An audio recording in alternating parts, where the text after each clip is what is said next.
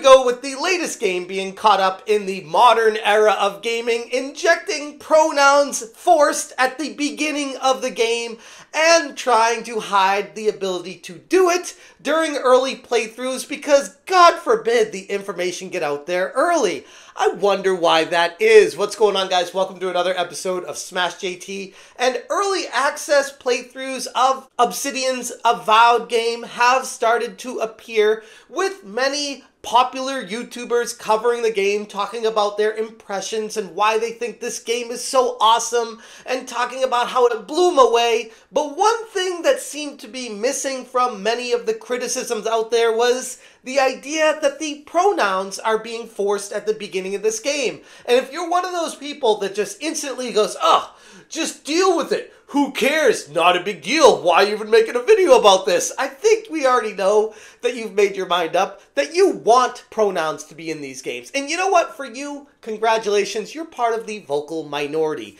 The vast majority of gamers out there vehemently reject the idea of forcing pronouns in especially fantasy RPGs. This is a trend that needs to stop.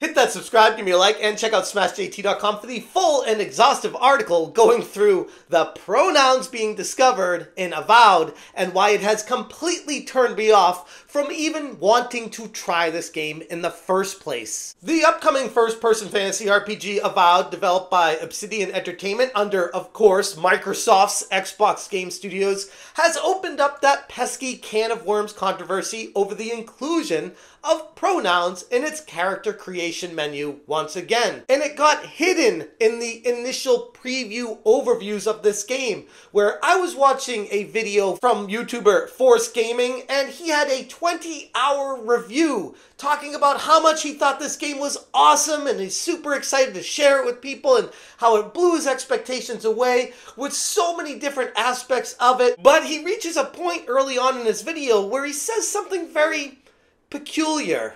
So let's talk about it. Things begin as per usual at character creation, although unfortunately for whatever reason they didn't let us record the intro to the game. For whatever reason, they didn't let us record the intro to the game. I wonder why that is. Now we look over at a game like, I don't know, we'll just pick a name out of the hat and say Dragon Age the Veilguard, and how it completely exposed the game for an entire woke fest from just the character creation screen alone. Microsoft and Obsidian looked at that situation and were like, probably want to avoid any kind of negative press when it comes to that kind of stuff, so let's just turn off the ability for these early previews to discuss the character creation screen because we don't want the same thing to happen to us. Instead of taking a step back, looking at what they're doing and saying, maybe the gamers don't want this. Although unfortunately for whatever reason they didn't let us record the intro to the game, maybe due to spoilers, I'm not exactly sure, but all of the expected stuff is here. Force Gaming goes on to subsequently potentially blaming the lack of showing character creation as some sort of potential spoilers reason. But we all know the reality, the elephant in the room. It's because every game in the fantasy genre pushing this ideology from gamers that don't want this kind of ideology shoved into their games. The inclusion of pronouns in games has never been welcomed by the overwhelming majority of gamers, customers,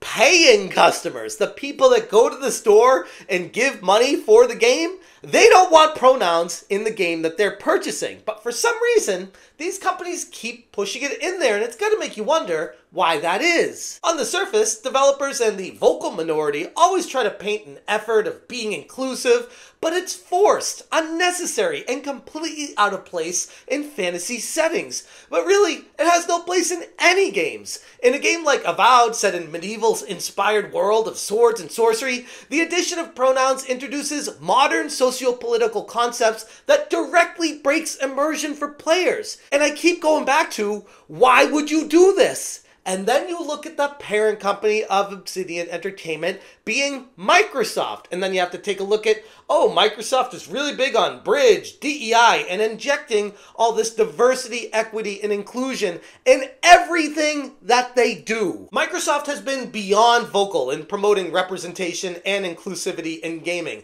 and their approach has come under quite a bit of scrutiny from gamers as of late. On their own website, they even state things you need to consider when getting started with representation, making sure that developers focus on what steps they've taken to ensure characters are being respectfully represented authentically. And if you're telling stories or sharing new perspectives and making sure the body portions of the characters are within the correct proportions, and a lot of other things that, I gotta be honest, are completely void of what gaming is all about. Ironically, you scroll more on this page, they talk about product experience where customers feel like they belong, and then product inclusion examples talking about the Xbox Store multicultural collection, Xbox Publishing partnership with GLAD, and the Developer Acceleration Program, and you see all these separate groups that are being forced together, and ironically, all it does is create more racism, more hatred, more anger from separating people instead of putting everyone together. It's not inclusion when you force groups. The decision of Microsoft's Obsidian Entertainment to include pronouns in Avowed is part of a broader push that we've all seen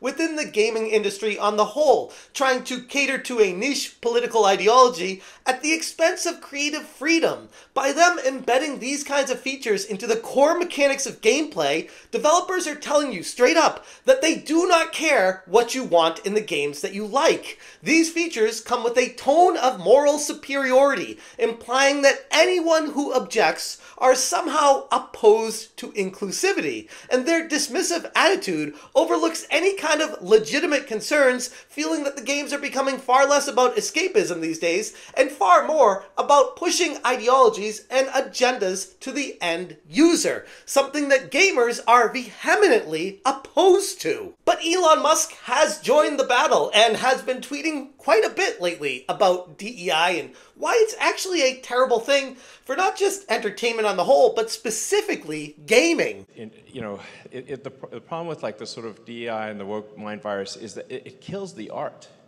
It's just like as soon as when you can see something that is forcibly imposed on the story and it's discordant, it destroys the art. And now it's hard to enjoy the story. It kicks you out of the story. Mario Nawfal said, turns out no one wants to play woke video games, and talks about how Concord flopped terribly and Dustborn flopped spectacularly, and Elon Musk retweeted that saying, yes. And then Grums said he's drawing a line, he's rejecting any game that has pronouns in it, and I gotta be honest, I'm the same way. Even though I wanted to play Avowed, I genuinely did. This was a game that I was kind of looking forward to, and it's the type of game that I love. I can't do it. When I see pronouns, I look at it and I'm like, you know what? Nope, not getting my money. There are a number of other games out there these days that I want to get to that I haven't had the time to play. I'm not going to give my money to a developer that's pushing an ideology over the other games I wish I had time to play before. Elon Musk retweeted Grum saying, having pronouns in a fantasy video game is utterly unacceptable, with an angry face. And the rabbit hole said, makes sense, with a picture of Jim from The Office pointing at DEI and then focusing on didn't earn it. And Elon Musk just retweeted that simply with a bullseye target. Elon Musk's influence cannot be understated in this entire culture war. As a cultural and technological leader, his opinions, as much as people hate it, resonate with millions. And when he tweets, people listen and take note. Change happens. It's exactly why people hate Elon Musk so much, because when he says something, people get aware of it and they're like, oh, maybe this is a bigger issue than we were looking at and giving credit for. The obvious final survival attempt of the woke mind parasite, which cannot stand the light of truth, is to splinter off the central consciousness of X to smaller, isolated group minds. There you can witness its death throes.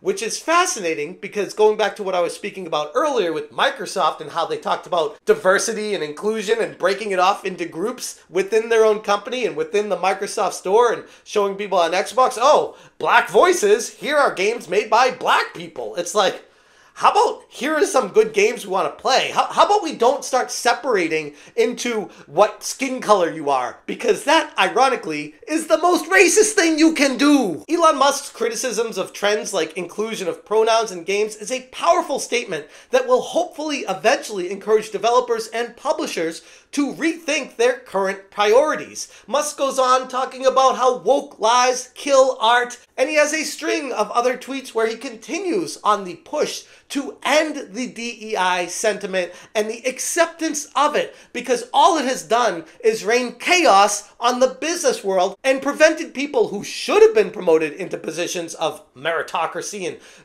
earning the position, to forcing them to be under people that just happen to have a different skin color or gender or LGBT preference because it checks a box. Inclusivity should never come at the cost of compromising immersion and creativity. Games like Avowed should be celebrated for their ability to transport you into fantastical worlds, not be scrutinized for their adherence to modern ideologies. But unfortunately, this is the bed they've made and will subsequently have to lay in it. For me, like I said, I've made the decision, just like Grums on Twitter said as well, to not support developers that do this with their games. No matter how great the scores come out, no matter how much the critics are praising this, talking about how it's the game of the year, game of the century, I don't care. Like I said, it's an ideology being pushed, and I'm not here for it. And I know that pisses off the people who are like, oh, well, why don't you just accept it? It doesn't change the game at all. It doesn't hurt you. Why don't you just do it, man? Just go along with the narrative. Yeah, because it fits your ideologies. That's why it's being rejected. If the gaming industry continues down this path, it will only widen the divide between creators and their audience. Developers instead should be striking a balance between respecting their paying customers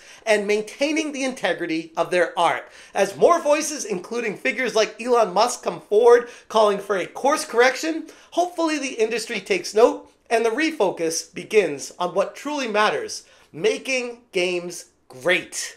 You would think it wouldn't be that hard, but here we are. Anyways, I'm going to leave it there. If you guys want more information, check out smashjt.com for the full article. I will link it in the description below. If you appreciate what I'm doing, hit that join button. Thank you so much for watching, and as always, you stay smashing. I'm genuinely excited now. I'm more excited for this game. So when the game first got revealed, remember that teaser trailer with the arrow going down and then, dude picked up the sword? It looked like it was going to be dark. It looked like it was going to be gritty. I was genuinely excited. But now I'm back to being even more excited than I was.